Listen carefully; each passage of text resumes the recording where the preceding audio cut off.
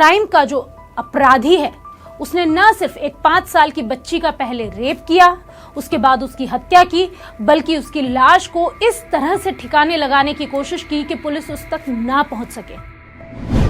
तो ये तो बिल्कुल साफ है कि आरोपी जो है वो कोई साफ छवि का नहीं है। मंगलवार शाम से पहले ही लगभग जो हत्या कर दी थी, क्योंकि ये जो बच्ची के लापता होने के 35 मिनट के अंदर ये पूरा घटनाक्रम हो गया। इसका पुराना रिकॉर्ड भी जो है वो काफ़ी ख़राब है। इसकी माँ के खिलाफ भी ऐसे कुछ प्रकरण निकल कर रहे हैं। बहन पे भी, चंचल जो इसकी बहन है उस पर भी इस तरह कई गंभीर आरोप जो लग रहे हैं। सरकार राजधानी में हो और अगर राजधानी सुरक्षित नहीं है, राजधानी की अगर बेटियां, बच्चियां और ख़ासकर से बच्चियों के मामले में लोग जो है थोड़े से और ज़्यादा सेंसिटिव हो जाते हैं कि यार बच्चियों के साथ ऐसा क्यों। नमस्कार, मेरा नाम है कनुप्रिया सत्तन और आप देख रहे हैं अमर उजाला। आज हम एक ऐसे क्राइम के बारे में बात करेंगे जिस क्राइम को सुनकर आप खुद ये तय करें कि इसका आरोपी आदतन अपराधी है या नहीं। कमेंट बॉक्स में इस पूरे मामले को सुनने के बाद आप हमें ज़रूर बताइएगा, लेकिन उसके पहले आप ये जान लीजिए कि इस क्राइम का जो अपराधी है उसने न सिर्फ एक 5 साल की बच्ची का पहले रेप किया, उसके बाद उसकी हत्या की, बल्कि उसकी लाश को इस तरह से ठिकाने लगाने की कोशिश की कि पुलिस उस तक ना पहुंच सके। और इस पूरे मामले में उसका परिवार भी उसके साथ रहा। पूरा मामला क्या है, आरोपी कौन है और परिवार ने उसका साथ क्यों दिया, इन सब मामले में इस सब की जानकारी पर आज बात करेंगे। मेरे साथ मौजूद हैं उदित दीक्षित। उदित ने इस पूरी स्टोरी पर लंबे समय से काम किया है। आइए उदित से ही जानते हैं कि ये क्राइम कैसे हुआ, कब हुआ, आरोपी कौन है। नमस्ते उदित। नमस्कार उदित, ये जो पूरा मामला है भोपाल का, जिसके बाद ना सिर्फ ये क्राइम की खबरों में एक बढ़ोतरी का केस था, बल्कि इसने पूरी सियासत में भी एक बवाल लाके खड़ा कर दिया। क्योंकि भोपाल जो कि राजधानी है मध्य प्रदेश की, वहाँ एक ऐसा क्राइम होता है जहाँ एक 5 साल की बच्ची का ना सिर्फ उसने रेप किया, उसके बाद उसको मार दिया और उसके बाद पुलिस के साथ मिलकर ढूंढवाता भी रहा उस बच्ची को। मैं चाहूँगी आप दर्शकों को एक बार पहले तो इस पूरे मामले के बारे में जानकारी दें। देखिए, राजधानी भोपाल में अगर हम बात करें तो इस समय जो है कई लगातार पिछले हफ्ते 10 दिन में लगातार इस तरह के कई केस आए हैं जो स्कूल की बच्चियों से छेड़छाड़ हो या इस तरह की जो चीज़ें, घटनाएं हुई हैं, लगातार जो है सामने आई हैं। और ये जो एक ऐसा जो है अपराध हम आया जो है गुरुवार को, अभी बीते गुरुवार को, जिस तरह से बच्ची की लाश मिलती है, घर एक फ्लैट में मिलती है, जहाँ बच्ची रहती थी उस फ्लैट रहती थी, और जहाँ उसका शव मिला है वो जो है 800 फीट की दूरी है दोनों फ्लैट के बीच में।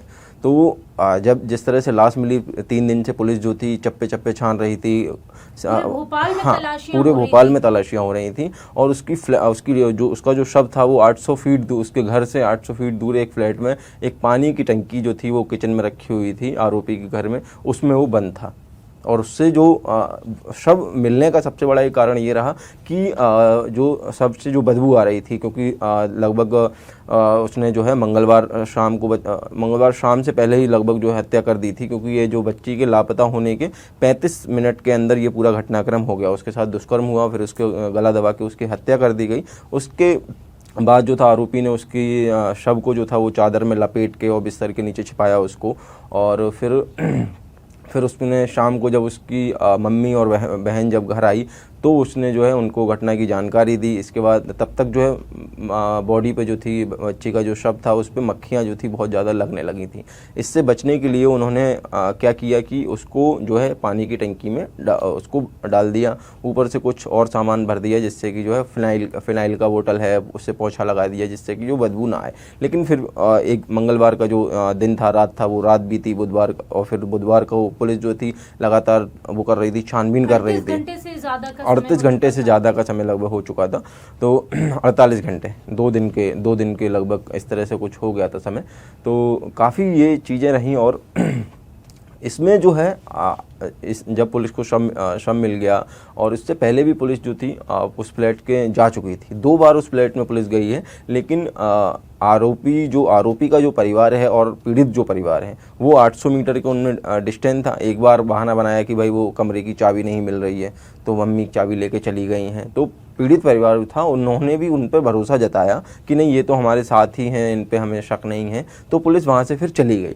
लेकिन वो यही मैं पुलिस की चूक मानता मानता हूँ कि पुलिस जो है वो भरोसा नहीं करती है, वो सबूत देखती है, छानबीन करती है। वो बच्ची का जो शव मिलने में देरी हुई है तो उसके पीछे एक कारण है कि पुलिस ने जो है भरोसा किया। और लेकिन भरोसा उदित, जब हम पड़ोसियों की बात करते हैं, इतनी पास पास लगे सटे मकानों में एक बच्ची का कहना अपहरण होना, बिल्कुल घर से लगे घर में उसके साथ रेप हो जाना, उसका मर्डर हो जाना, खुद परिवार वाले भी नहीं सोच सकते थे कि उनकी बच्ची के साथ जो ये व्यवहार हुआ होगा वो उनके इस पड़ोसी ने किया होगा। और सबसे बड़ी बात ये कि अभी आप ये बता रहे थे कि जब ये पूरा मामला हो रहा था तो उसकी बहन और माँ भी जो है आरोपी का साथ दे रही थी। यहाँ एक अहम सवाल उठता है कि बहन और माँ एक औरत होते हुए उन्होंने अपने बेटे के साथ उस बच्ची की लाश को, एक मासूम बच्ची, 5 साल की बच्ची को देखकर तो किसी का भी कलेजा ही पसीज जाएगा, 5 साल की मासूम बच्ची के साथ उसने जो ये हरकत की, उसके बाद भी उसकी माँ और बहन उसके साथ दे रहे थे। साथ ही एक और इस मामले में एक, जब मैं आपकी कुछ खबरें पढ़ रही थी तो आपने ये भी लिखा था, इसमें जिक्र किया था कि जैसे ही उसको लगा कि अब वो पुलिस से नहीं बच पाएगा तो उसकी माँ जाकर अपने पड़ोसियों के घर में बैठ गई थी कि कहीं पुलिस कम से कम ये सोचे कि माँ और बहन इसमें शामिल नहीं है। हाँ, ये बिल्कुल ये जो था, जिस तरह से उसने जो किया, वो जो चीज़ें हुई वो हुई, उसके बाद जो चीज़ें हुई वो काफ़ी हैरान करने वाली थी। क्योंकि उसकी जो बहन है उसका नाम चंचल है और उसकी भी शायद उसके भी 2 बच्चे हैं, उनमें से एक बेटी भी है। तो उस बेटी है और जो माँ है उसकी, आरोपी की, अतुल की माँ जो बसंती है, उसकी भी 2 बेटियां हैं और वो दोनों बेटियां उसी इलाके में रहती हैं। हालांकि अब वो बड़ी हैं, उनकी शादी हो चुकी है, उनके भी बच्चे हैं, लेकिन फिर भी ये सोचने वाली बात है। जब ये खुलासा हुआ, जिस तरह से ये चीज़ें सामने आई, तो इस बात में मुझे खुद हैरानी हुई कि कोई लड़की या कोई माँ और उस बच्ची के, मतलब चंचल का जो बच्चे थे, वो उस लड़की की बच्ची के साथ जिसके साथ इस तरह की चीज़ें हुई हैं उसके साथ रोज़ाना खेलते थे। और तो अगर कोई बच्चा जो है, अगर हमारे बच्चों के साथ खेलता है तो हमें उस बच्चे से भी उतना ही लगाव होता है, हाँ, कि जितना अपनों से हो जाता है। तो फिर भी इस तरह की चीज़ें ये बिल्कुल। तो फिर हम इस पर यही आएंगे कि जो अपराधी है इसकी क्या प्रवृत्ति रही होगी, क्योंकि इसके पास की भी अभी जब पुलिस पूछताछ कर रही है तो भी कुछ खुलासे हो रहे हैं।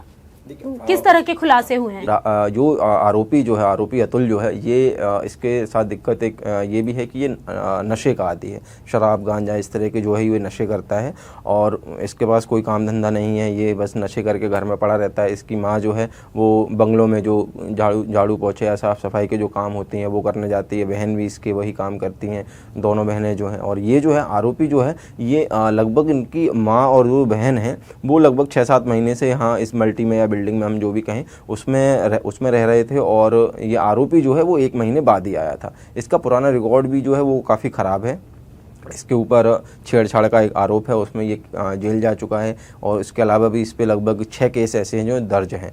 और एक इसमें जो इसकी पत्नी जो है वो अपने बच्चों के साथ मायके चली गई है, उसके साथ ही आए दिन मारपीट करता था, उसने भी इसको लेके एक FIR दर्ज कराई है और इसके बाद से वो लगभग मायके रह रही है। कभी उसका अगर आना जाना हुआ तो फिर वही मारपीट और झगड़े की वजह से वो यहाँ से चली गई, यहाँ से इसके साथ इसने नहीं रही। तो ये तो बिल्कुल साफ़ है कि आरोपी जो है वो कोई साफ छवि का नहीं है। और जिस तरह से उसने घटना को अंजाम दिया, जिस तरह से उसने चीज़ें मौके जैसे नगर निगम की टीम फॉगिंग करने आई थी, उसने वो धुएं का फ़ायदा उठाते हुए लड़की को अपने कमरे में बुलाया और खींच लिया और 35 मिनट के अंदर जो है उसने उसके साथ रेप किया, दुष्कर्म किया, जो भी है, और उसके बाद उसका गला दबा के मार डाला। और वो भी सिर्फ इसलिए कि वो जो है किसी, हाँ, कि बाहर जाके वो अपनी माँ को, अपने परिवार वालों को ये चीज़ें बता ना दे। और एक तरफ ये था कि एक वो दादी थी जो अपनी बच्ची को ढूंढ रही थी और एक तरफ ये बच्ची थी, इसके साथ ये सब हो रहा था।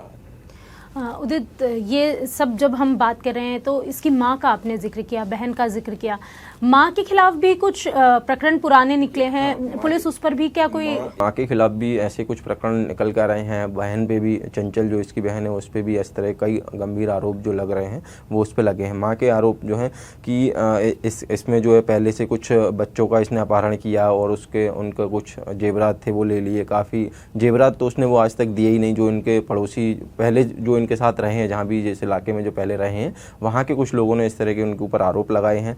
और तो वो भी काफ़ी गंभीर आरोप हैं कि अगर इस तरह से बच्चे का अपहरण कर लेना और बच्चों से मेलजोल बढ़ाना और सारी चीज़ें करना, तो ये जब हम ये बता रहे हैं तो शायद एक मैंने मामला पढ़ा था कि जिस महिला ने ये आरोप लगाया है कि उसके बच्चे का अपहरण किया था आरोपी की माँ ने, तो उसके पहले या उस क्षेत्र में और भी कई बच्चे गायब हुए हैं, क्या पुलिस उनकी इस एंगल से तलाश कर रही है? पुलिस के सामने पूरा जितनी भी चीज़ें आ रही हैं, आरोप और सारी चीज़ें जो लग रही हैं, मामला बेहद गंभीर है। मुख्यमंत्री खुद इस मामले में इन्वॉल्व हैं और सारी चीज़ें जो देख रहे हैं, और ख़ासकर जब राजधानी का मामला होता है, हम अगर जब कहा जाए, क्योंकि पूरी सरकार जो है वो राजधानी से चलती है, जब सरकार राजधानी में हो और अगर राजधानी सुरक्षित नहीं है, राजधानी की अगर बेटियाँ, बच्चियाँ, और ख़ासकर से बच्चियों के मामले में लोग जो है थोड़े से और ज़्यादा सेंसिटिव हो जाते हैं कि यार बच्चियों के साथ ऐसा क्यों। उदित, एक सवाल ये भी उठता है, कुछ दिनों पहले ही मध्य प्रदेश पुलिस ने एक आंकड़ा जारी किया था जिसमें उनका दावा था कि हमने जो है प्रदेश में अब क्राइम को कम किया है। इस साल में काफ़ी हद तक जो महिलाओं पर हो रहे थे अत्याचार वो कम हुए हैं। तो महिलाओं पर जो अत्याचार हो रहे हैं वो कम, कहने को तो आंकड़े तो कह रहे हैं कि वो कम हुए हैं, लेकिन जब हम सुन रहे हैं, हर दिन हम एक इतनी निर्ममता भरी कहानी सुनते हैं, तो फिर लगता है कि वो कौन से क्राइम है जो कम हुए हैं और ये कौन से क्राइम है जो लगातार हम सुन रहे हैं। क्राइम कम होना कोई सॉल्यूशन नहीं है।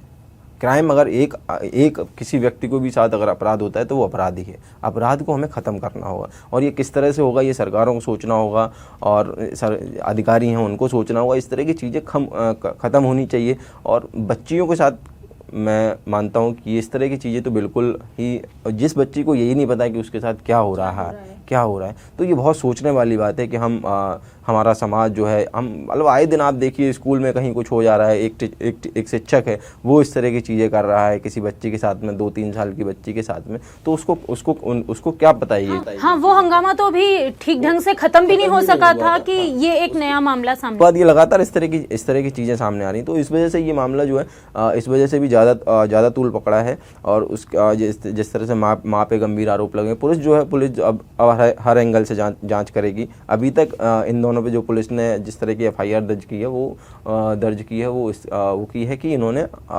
बच्ची के साथ दुष्कर्म और इस तरह की चीज़ें जो हुई, उसके बाद इन्होंने शव को छिपाया और उसमें अपने आरोपी बेटे की मदद की। पुलिस को कोई खबर नहीं दी, तो पुलिस ने अभी इन पे इस तरह के चार्ज लगाए हैं। लेकिन मुझे लगता है कि जिस तरह से ये जांच आगे बढ़ेगी, इन पे थोड़ा सा चार्जेस जो है बढ़ सकते हैं, क्योंकि आरोपों की अब एक बार अपराधी जब पुलिस की गिरफ्त में होता है फिर तो वो जो है सारे। और इस पूरे मामले में CM मोहन यादव का एक बयान सुना था मैंने, जिसमें उन्होंने कहा था कि आरोपी को ऐसी सजा दो कि जो भी सुने उसके लिए एक नज़ीर बन जाए।